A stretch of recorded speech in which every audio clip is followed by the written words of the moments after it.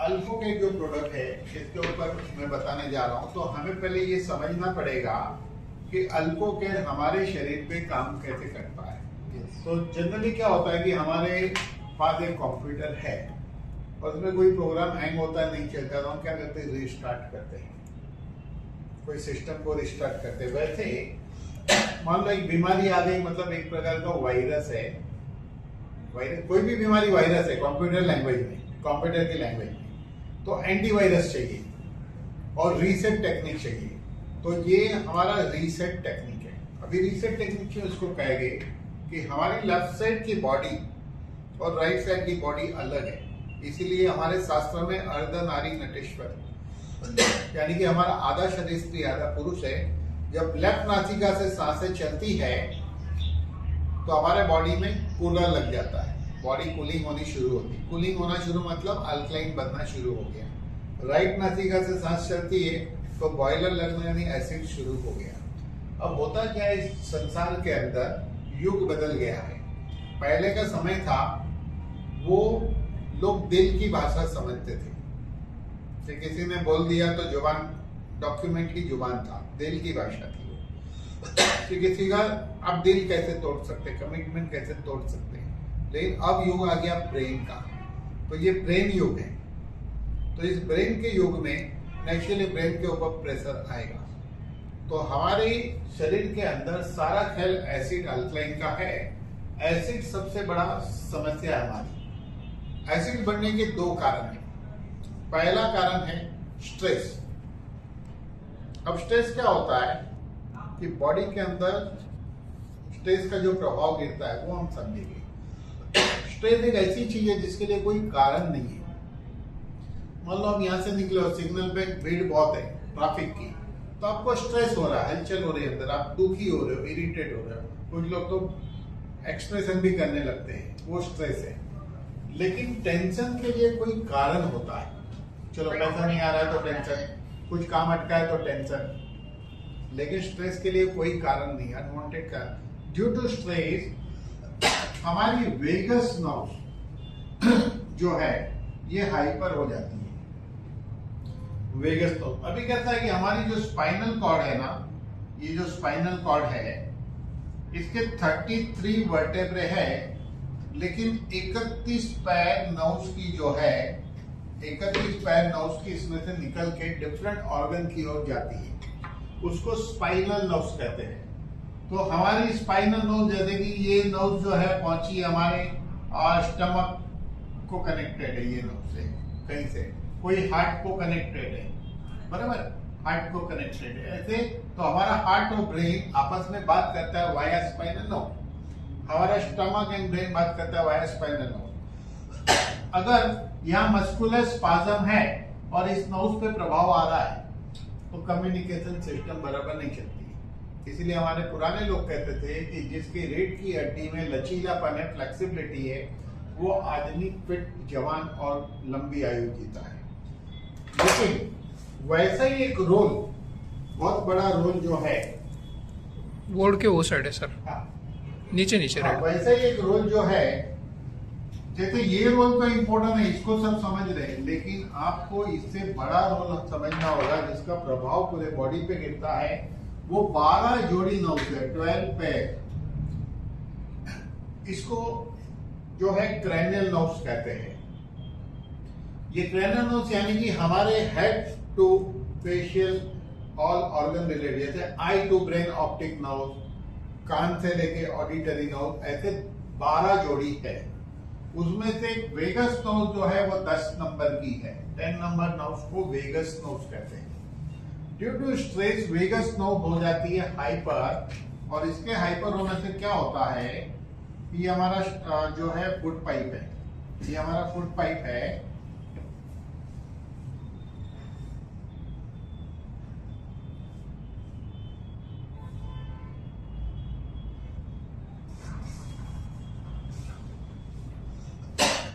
तो होता क्या है इस फुट पाइप में कि because of hyper activity of vagus nerves की हाइपर एक्टिविटी से क्या होता है, हाइड्रोक्लोरिक एसिड, गैस्ट्रिन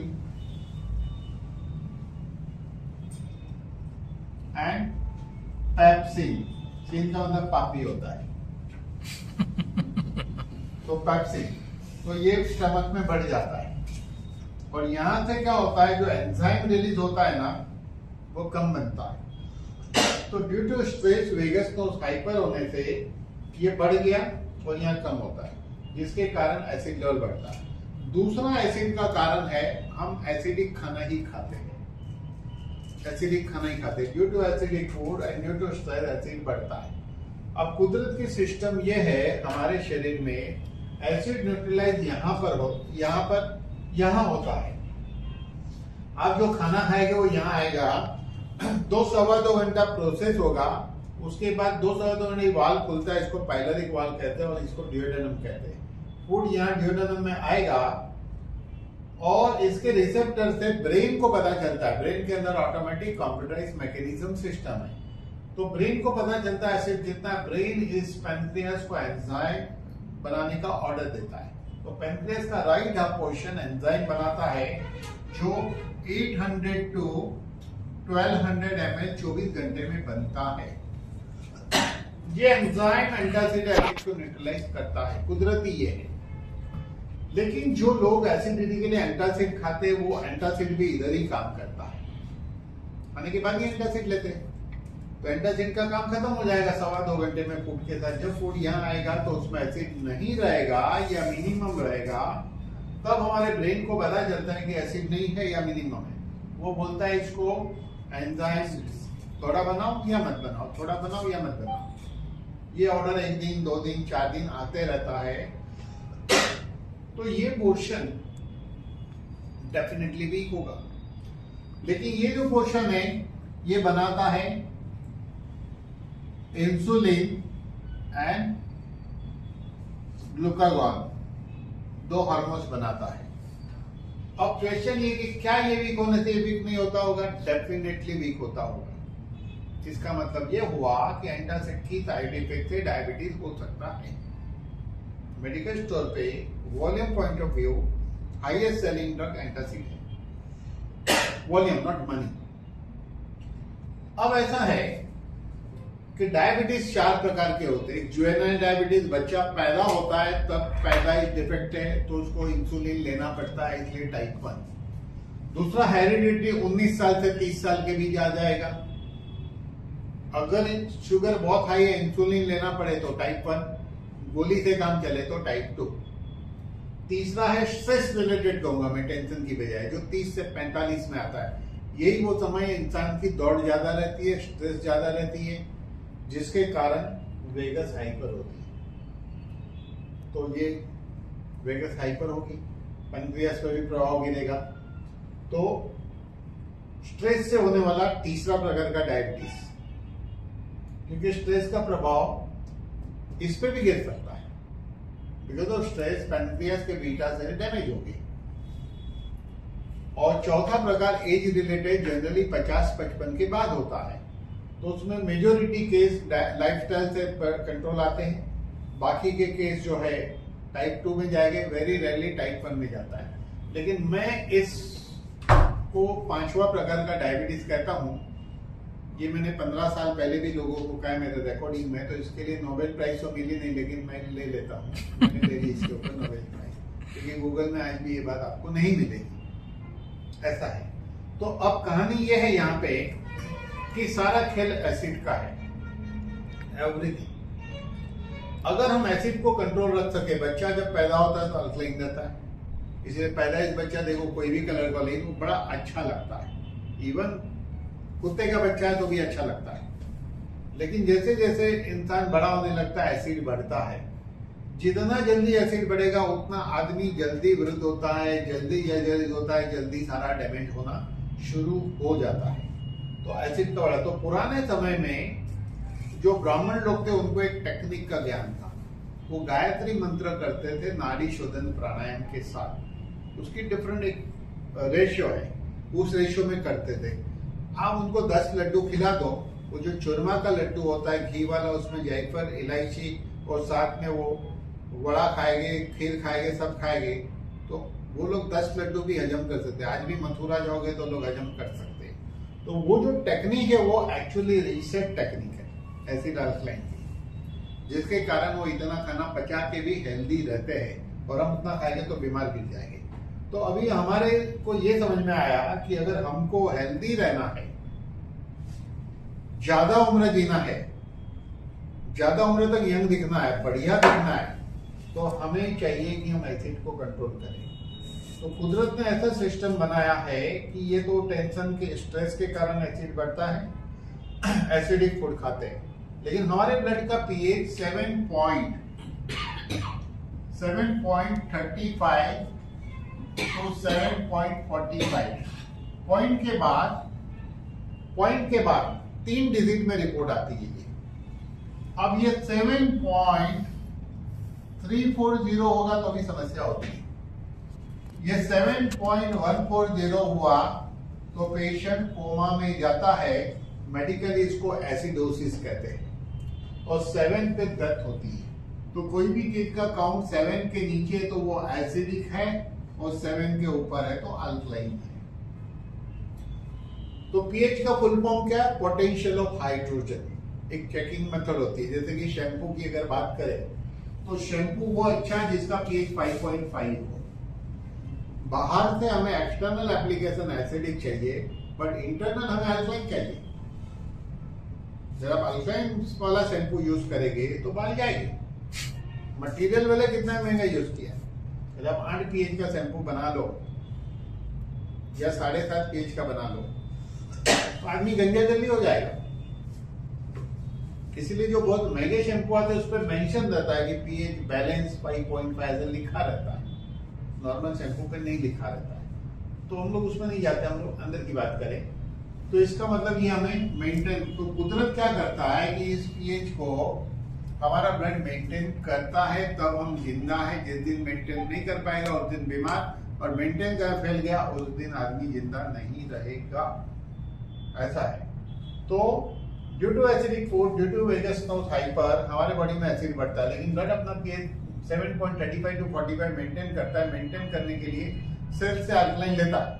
एक लिमिट का सेल्स क्या बोलेगा, मैं अल्कलाइन नहीं दूंगा, नहीं तो मैं मुसीबत में पड़ूंगा। तो उस पर एक चमत्कार होता है, बॉडी बनाता है फैट सेल, और फैट सेल एसिड को स्टोर करते हैं। तो मोटापा एक्चुअली एसिडिटी है, मोटापा एक्चुअली एसिडिटी है। तो ये स्टेपनी सिस्टम है कि अगर ये फैट सेल नहीं बनेगा तो आपकी बॉडी डैमेज होगी, तो कुदरत बचा रही है। लेकिन फैट सेल नहीं बना तो हाइपर एसिडिटी, एंटासिड खाना पड़ेगा।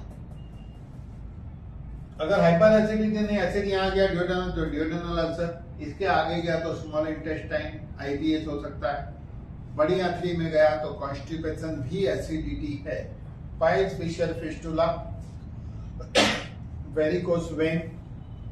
अच्छा, यही एसिड ब्लड में चले गया, ये स्लाइटली लोअर साइड है तो लो बीपी होगा। यही एसिड आर्टरी पे अटैक करके आर्टरी के सेल्स में चेंज आता है, जैसे लार्ज इंटेस्टाइन पे इफेक्ट हुई कॉन्स्टिपेशन होता है बिकॉज ऑफ ड्राइनेस, इसी तरह आर्टरी पे करेगा तो आर्टरी हार्ड होगी, ब्लड प्रेशर होगा। इसीलिए देखो जिसको ब्लड प्रेशर है, लेफ्ट से सांस लो, राइट से छोड़ो, लेफ्ट से लो, राइट से छोड़ो, लेफ्ट से लो, राइट से छोड़ो, 12 मिनट करो सुबह शाम, बीपी कंट्रोल आता ही है, क्योंकि बॉडी में अल्कलाइन क्रिएट हुआ, अल्कलाइन क्रिएट हो आता है। तो कोलेस्ट्रॉल पे अटैक करेगा, ब्लॉकेज बनाएगा, हार्ट डिसीज भी एसिड की वजह से क्रिएट होती है। सिरोसिस ऑफ लिवर है या किडनी फेल होना, ये सारी चीज एसिड से क्रिएट होती है।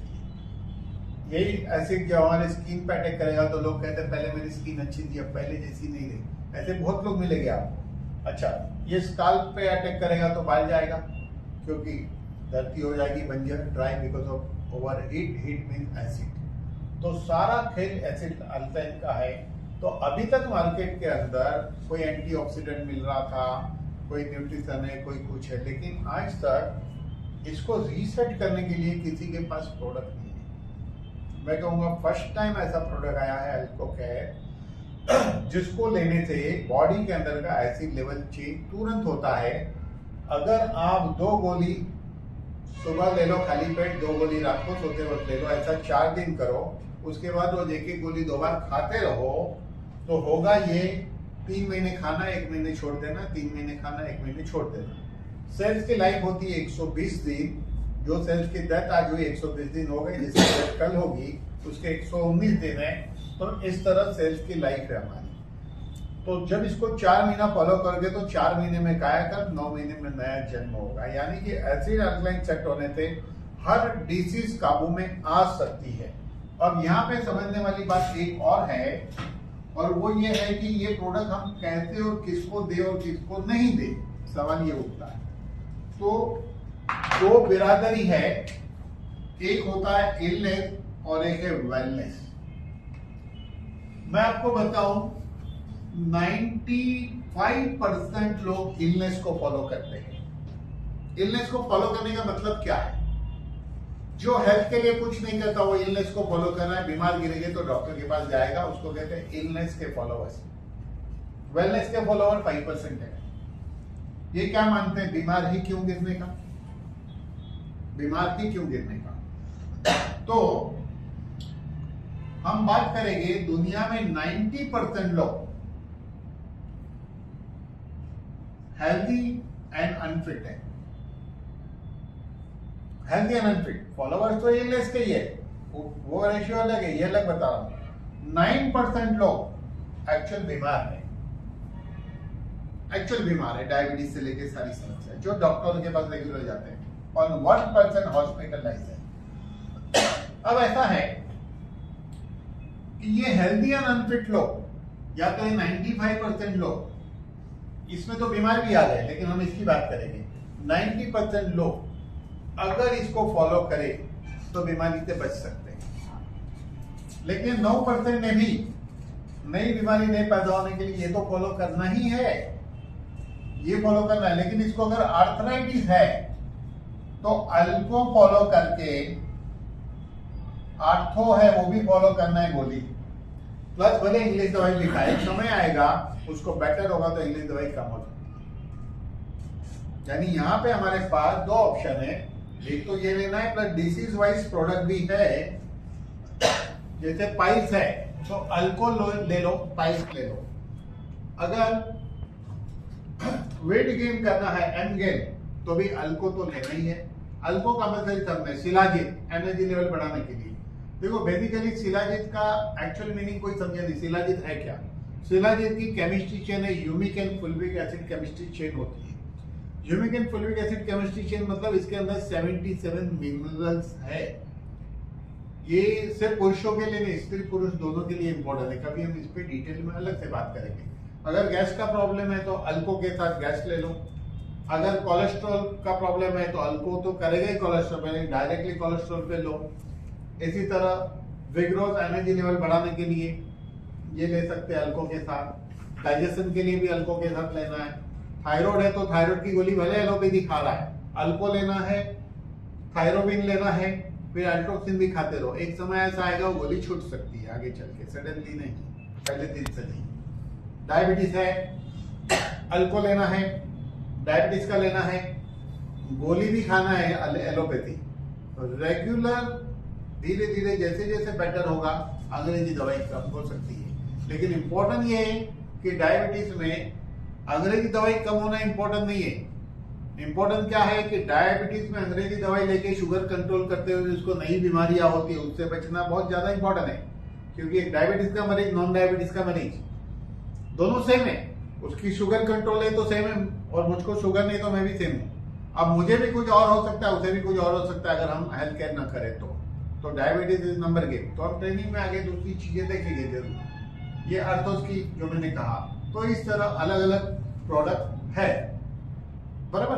तो इस तरह प्रोडक्ट है। तो अभी यहाँ पे हमें क्या समझना है कि हमारे पास 99% लोगों को हम अल्को केयर दे सकते हैं। इस पृथ्वी के 99% पॉपुलेशन को ये दे सकते हैं।